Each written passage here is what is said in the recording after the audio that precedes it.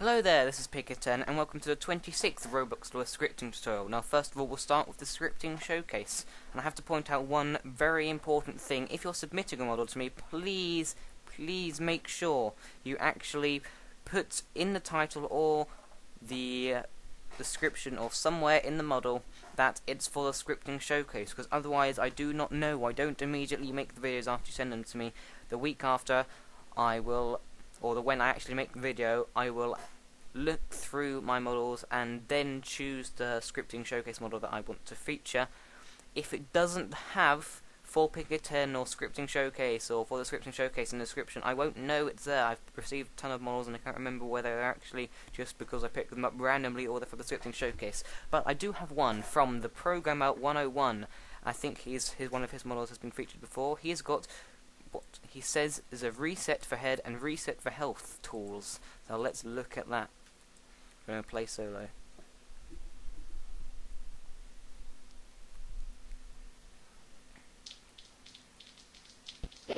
And there's this the annoying thing.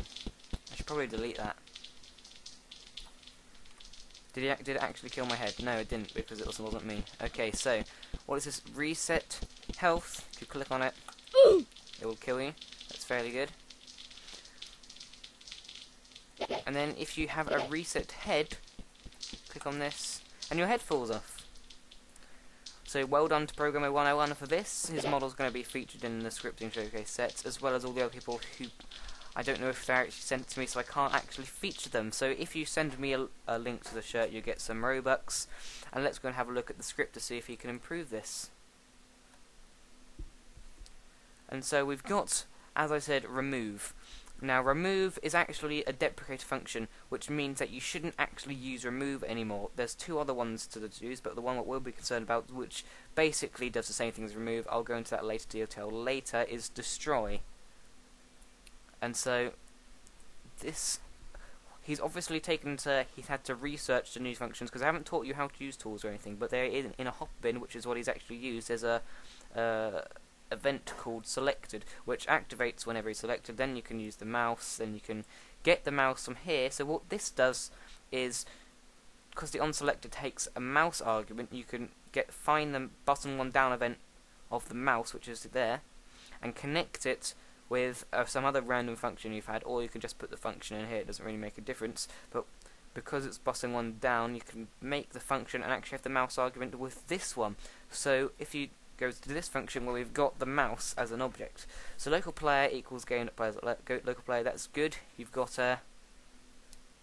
now the rest of this it would be slightly better. It wouldn't make any difference. You wouldn't notice any difference ever, unless you did like 50 million loops of it. Then you might notice a slight difference. But what should probably be is if player. Oops, if I can actually select it. And then we can have, and now we're going to look at the reset health.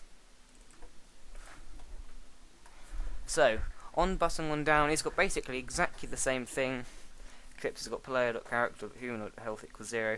Now, there's one thing that you should also make sure of with this, is that, as well as doing what I said in the last one, but I'm not going to actually do it again, you need to make sure the character's there, because a lot of the time the character, the loading sequence of the player is off. It's really annoying whenever I've tried to do it. I wish they would add a player loaded event or something. They gave us a wait for data ready function. They gave us a wait for data ready function when all you can do, you can literally, for the wait for data ready, you won't know what this is, but you can do this. This is almost equivalent to the wait for data ready function, and they haven't given us another function for, say, waiting for the player is loaded. So, and that's a lot more complex to do yourself, or not a lot more complex, but it's still more complex to do yourself than just wait for one value, because there's a player GUI, there's the backpack, there's all the values and the character. So sometimes the player will load before the character. You might get a tool before the character due to some weird Roblox, I don't know what they're doing with the player thing. I hope they improve that at one point.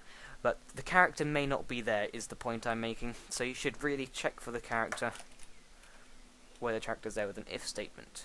But other than that, that's really good. Although admittedly we do have a reset tool. Can I even reset in here?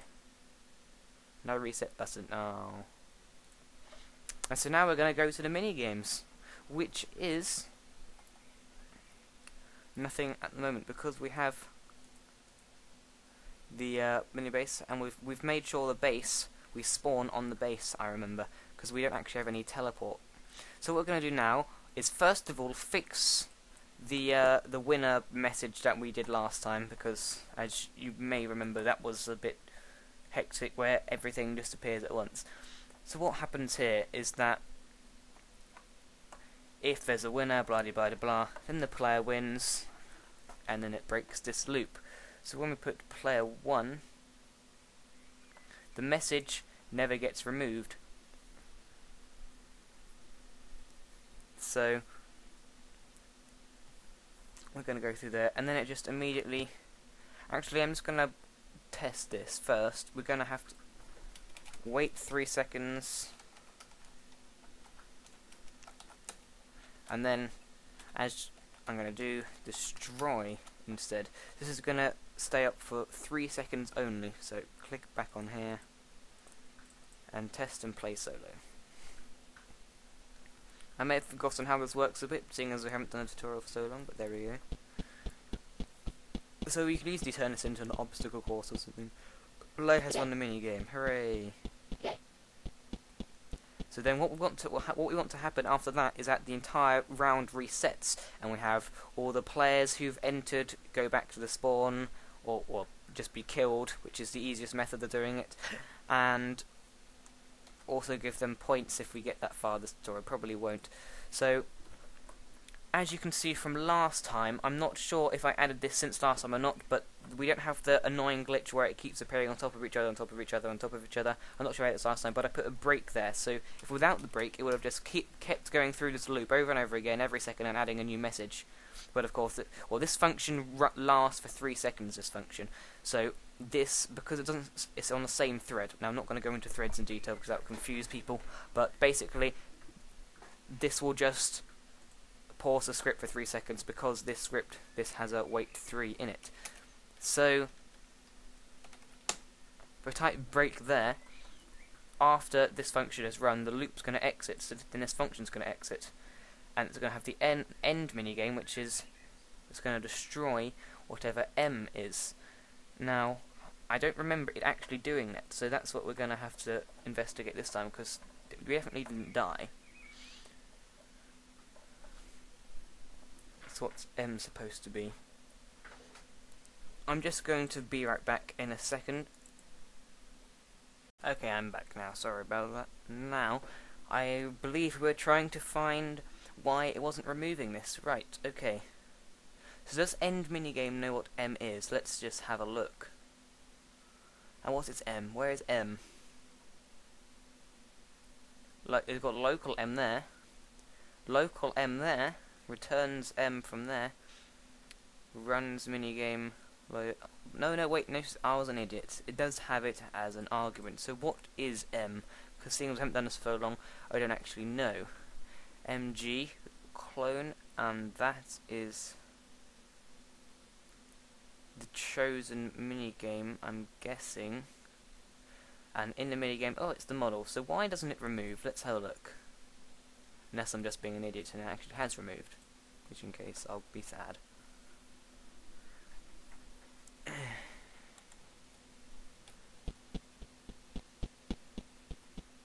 So when this runs, the model should be removed.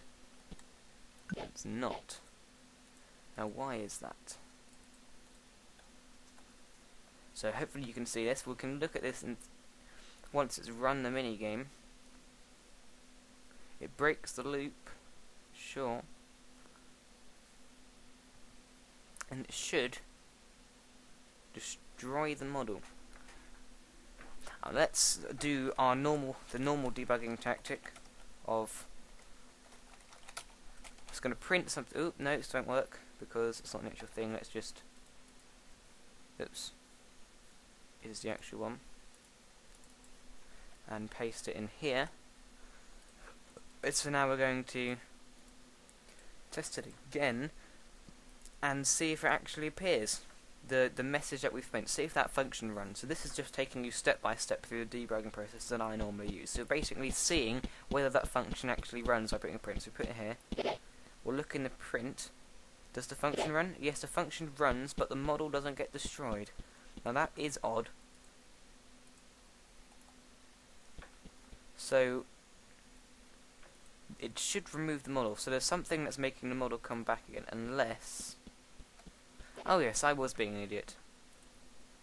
There's no delay time after the minigames ended. Hopefully some of you have noticed that. There's no delay time after the minigames ended, so it does remove it. That's why I was sort of jumping a bit. It does remove it, but just immediately starts it again. So I'm now going to just put in a wait time of, say, like 3 seconds. We're going to increase that later. So now what we want to do is teleport people to the actual map. So we have to make a lobby and such. So what I'm going to do now is just quickly create a lobby. This isn't a building tutorial, so I'm going to speed this part of the video up.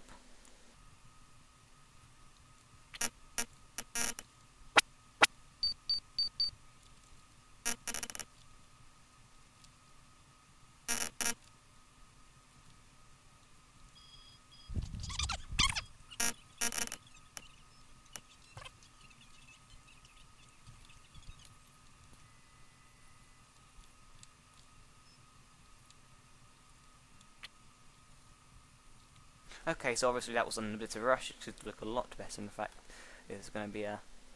Where's that? There you go. I haven't used Roblox building in a long time, in case you didn't notice just from watching that. So we're going to make the minigame appear sort of around this area, so people can obviously watch. But we also need people to teleport to there. So what we're going to do? There's lots of different options we could do. Obviously, if you're, say, making a sword fight, for example, you don't want everyone to spawn on top of each other, because that would be terrible.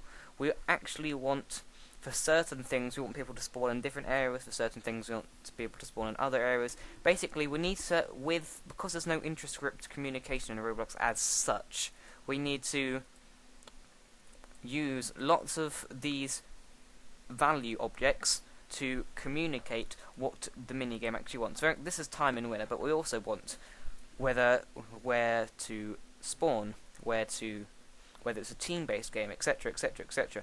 There's going to be loads of different options that we could have for our minigame, which would make it, so basically we just need to add lots of different values for each of them. So what I'm going to do at the moment is, first of all, we're just going to move this back into workspace so we can edit it. We don't want it there, we want it sort of around here. We want people to spawn this area. So what I'm actually going to do here is I'm going to add a brick, just any random brick, put it here. So this is where people are going to spawn, and then name it. First, whoops, make it invisible. I'm going to name it POS. So this is, our script is going to check for a brick called, ooh, I moved this, a brick called POS. Now, if it detects a brick called POS, it's going to teleport everyone to that. Otherwise, if it detects some other thing, it's going to teleport half people there and half people at special teams and such. But for now, we're just going to leave it like that. So I'm just going to make it invisible, and none can collide, and locked, so no one can do anything to it. And we're also going to move it into the model. And then we're going to move the entire model back into lighting. So now we have that. So now we're going to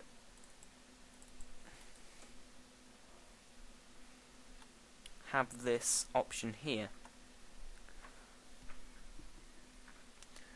We're going to make people teleport all the players. So here is run minigame, and we want to teleport all the players to the position. So we could, there's two ways we could really do this. We could either change this teleport players function to actually we could make the teleport players function detect it, or we can make the run minigame detect the position and then shoot teleport players. I'm going to do this option because we already have the minigame in here. So basically what we're going to do is decide where we want to teleport everyone here, and then use this function to actually teleport the players. So we're going to delete this because we already were doing it now. If minigame dot, actually find first child we need, don't we?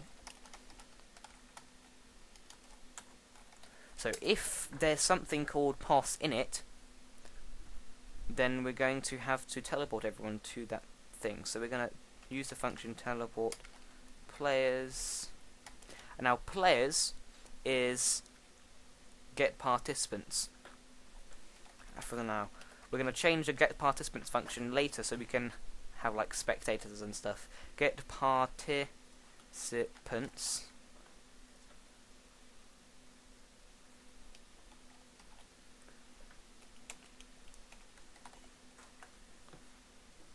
so that's all we're going to do for now.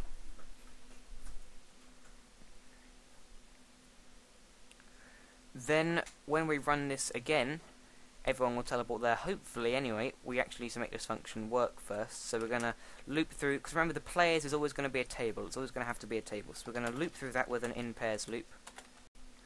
So players is a thing to loop through, and then we're going to use a function called move to. Now I haven't used the function move to in a while, so I haven't used anything on Roblox for a while actually, so I'm going to have to try and remember how it works. I think move to has, when used on a model, only has one argument, which is the position, but I'm not entirely sure.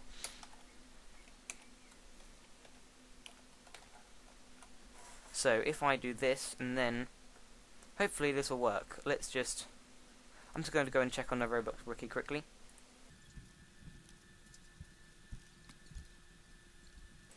Yes, I was right. So this, as long as this is a vector 3, it will work. So now we're going to go ahead and test it.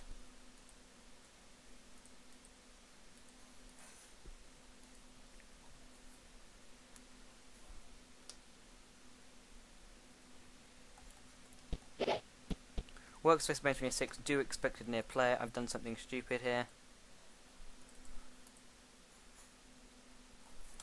Missed out the do. Let's just actually press play first so we actually can tell. Yep, so definitely the script doesn't break as soon as it starts this time.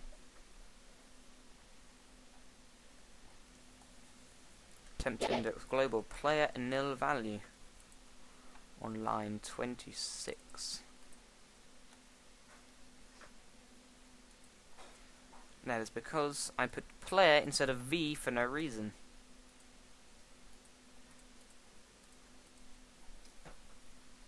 As you can probably tell, I'm rusty. I haven't programmed in Roblox for a while.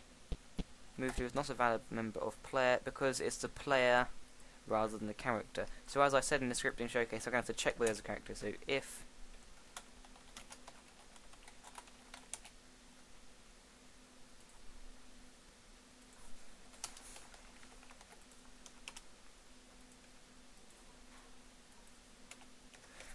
this is very basic at the moment, because what could happen is the minigame will, if someone's character doesn't exist because of some loading thing, but they are a participant, and then this will move to. No, I'm not explaining this very well. The character will not move to the minigame, but will still be counted as in the minigame if this happens. So this isn't really effective. This is just to stop the script actually crashing. We'll have to change that in our very near the end, because we're not going to go through debugging. What did I just click on?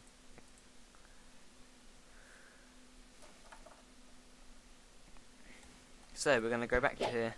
Argument 1 missing or nil. This is going well. So line 27,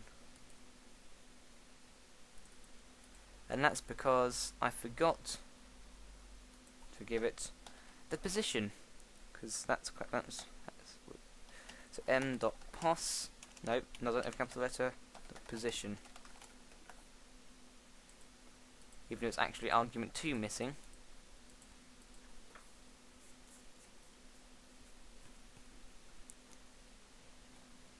So now we actually teleport here for once, and that's very good. So we know this works, but what happens if you have more than one person in the game?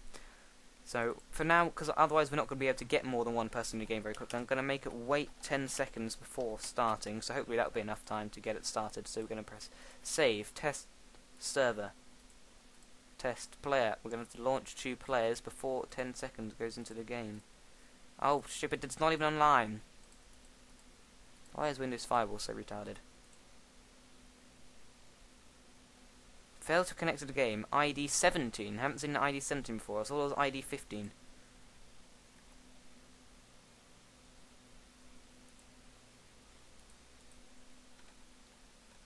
Okay, so apparently I can't connect to my own server games. I had this problem before, and then I changed it, and then it didn't work. So I didn't change it. What I had this problem before. I did absolutely nothing, and then it worked. I emailed Roblox support about it and everything, and it just magically started working. And now it's not working, so we can't test that. But what will actually happen is that the people will be all going to the same place because it's moved to, and not they won't be just merged inside each other or ping off the edge. They'll be positioned next to each other, but not like spaced out. They'll be still cramped, but that's what you need for this kind of obstacle.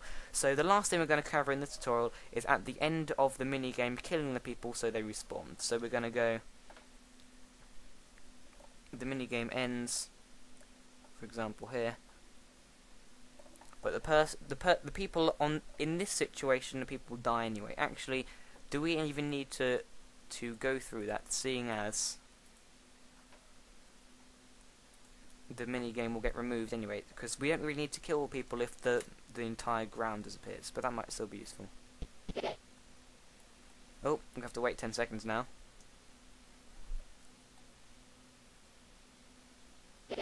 We've teleported here.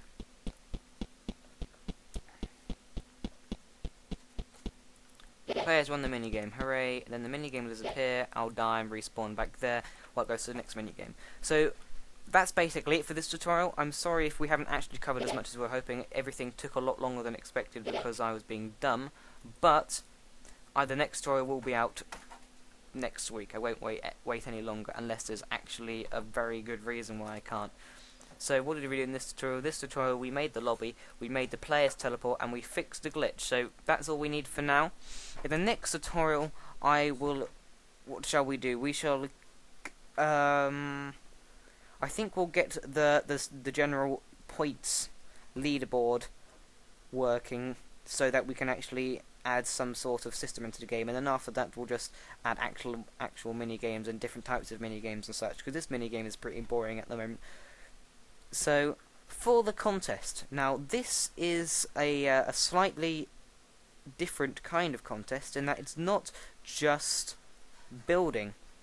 It's not just scripting even. It is building as well. What I want for the contest for you to do is that as many people as they want can enter this one this time. You get 750 Robux each if I deem the game good enough. And what I want you to do is make a mini game for this. So in this kind of format, so you can make an obstacle course or something else that would work with this. We can add some, or if you even want, you can make a different. So for example, you want the sword fighting and it could teleport in different places. You get, I'll give you some kind of bonus or shout out or something if you manage to actually make something else. For example, a sword fight where you all teleport in different places by adding in the comments what code I should add to this one, but that's very difficult. So what I'm expecting of you to do for the contest is basically create a minigame in this sort of format. So remember, you put a model, you have a script inside it, which means you can win it, and a time, the winner value, and boss. Or if you don't want everyone to teleport to the same position, as I said, you can just find a new way of making people teleport to a different position and tell me what code I need to add to main to get that to actually work. But I'm not expecting that. So basically what you need to do, so you could just create an obstacle course and then use this code for when someone reaches the end, that person wins. Or you could create some sort of first to fall down a big hole and use some different code. Or you could use last to die on an obstacle course and make this. I will give 750 Robux for anyone who makes a minigame and uses this script or something very similar to this script, and I'll give 1,000 Robux to anyone who can make a minigame with using a different script here.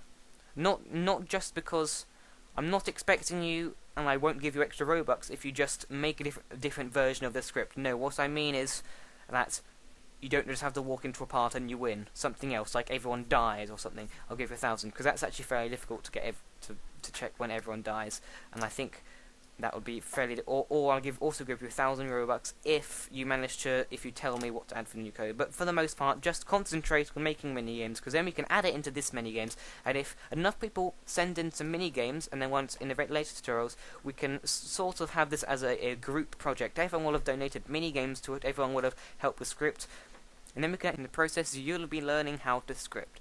So that is something that we should get working on, which definitely will work, and we'll see how many people are willing to donate minigames to us out of you guys, because you can really make some good minigames. I've seen some of your models, your scripting showcase models are fantastic. You'll be able to make some of these minigames in no time. So thanks for watching. Don't forget the contest, it's an important one this time, and I'll see you next time.